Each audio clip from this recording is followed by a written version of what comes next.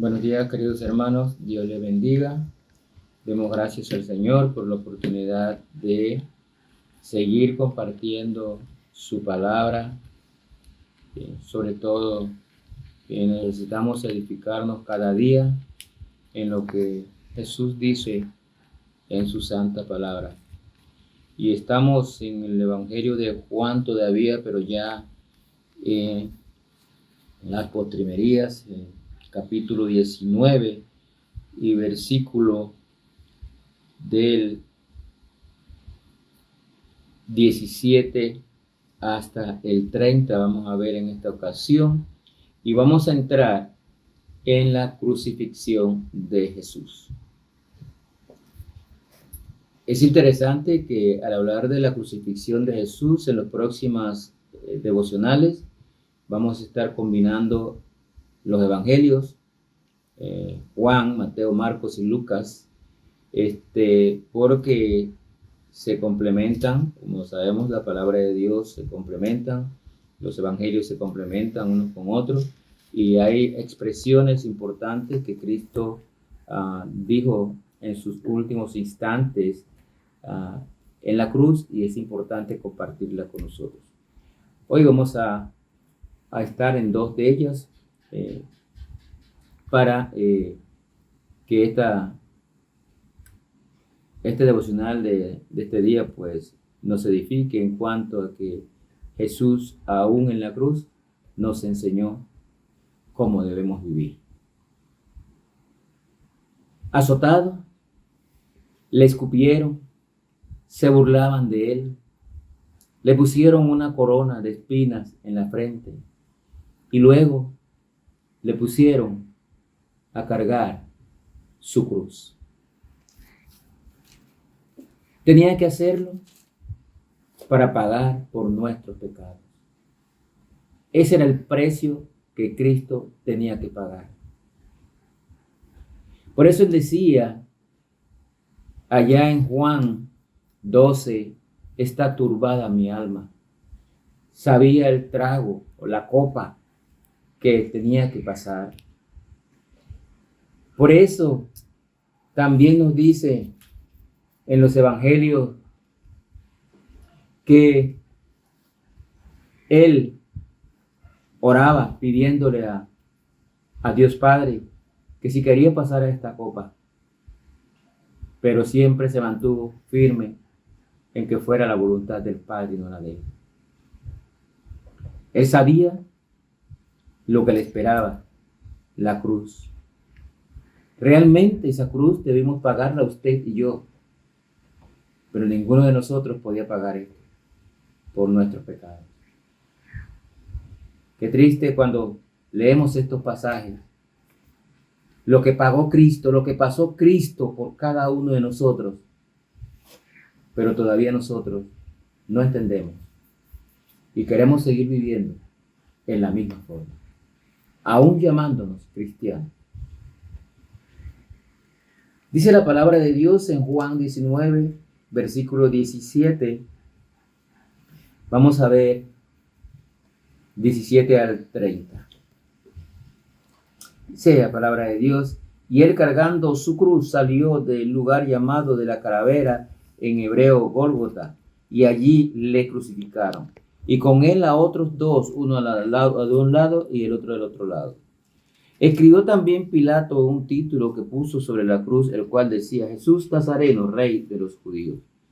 Y muchos de los judíos leyeron este título porque el lugar donde Jesús fue crucificado estaba cerca de la ciudad, y el título estaba escrito en hebreo, en griego y en latín. Dijeron a Pilato los principales sacerdotes de los judíos: no escribas Rey de los judíos, sino que él dijo: soy Rey de los judíos. Respondió Pilato: lo que he escrito, he escrito. Cuando los soldados hubieron crucificado a Jesús, tomaron sus vestidos e hicieron 4 partes, una para cada soldado.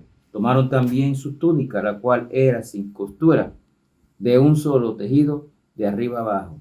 Entonces dijeron entre sí: no la partamos, sino echemos suerte sobre ella, a ver de quién será.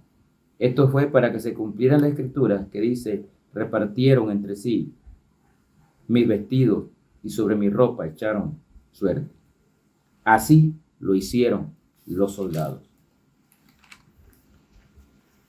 Pasamos al versículo 25. Estaba junto a la cruz de Jesús su madre y la hermana de su madre, María, mujer de Cleofas, y María Magdalena.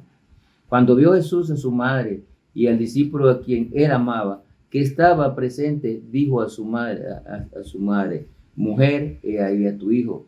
Después dijo al discípulo, he ahí a tu madre. Y desde aquella hora, desde aquella hora el discípulo la recibió en su casa. Así fue llevado Jesús al Gólgota. Allí le crucificaron.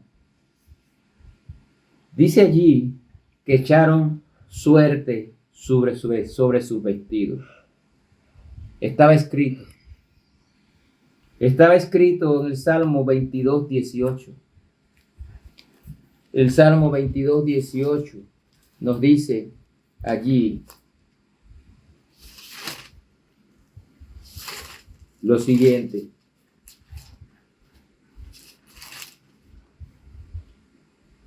Repartieron entre sí mis vestidos y sobre mi ropa echaron suerte. También dice aquí y en los otros evangelios que le dieron a beber vinagre. Ese era el castigo que estaba recibiendo Jesús, no por sus pecados, porque él fue sin pecado. Ese era el castigo que estaba recibiendo por nuestros pecados, por los pecados suyos y míos. ¿No le hace que pensar, hermano, lo que pagó Cristo por nuestros pecados y que aún nosotros no cambiamos? Aún en la cruz, el Señor Jesús nos seguía enseñando. Y allí en capítulo 19, versículos 26 y 27, Él pidió a su discípulo Juan que cuidara a su madre. Aún mientras Jesús agonizaba en la cruz, seguía enseñándonos, ya que quería que alguien se ocupara de su madre. Y esto es una gran enseñanza para nosotros. Más hoy en día, cuando los ancianos son abandonados, las madres y los padres, y sus hijos, sus familiares, no quieren hacerse cargo de ellos, esta es una gran enseñanza de Jesús. Nuestra familia es un regalo precioso que Dios nos ha dado. Y deberíamos valorarla, cuidarla en toda circunstancia. Nada nos debe eximir de la obligación de cuidar a nuestras familias. Cristo aquí nos estaba enseñando. Él sabía que él tenía que irse al cielo, pero él quería dejar a su madre cuidada por alguien. Y qué más con que su discípulo que siempre estaba cerca de él. La pregunta es, ¿qué puede usted hacer hoy para demostrar amor a su familia? Para aplicar lo que Cristo nos enseña aquí. Como Jesús, dele atención, la atención que su familia necesita.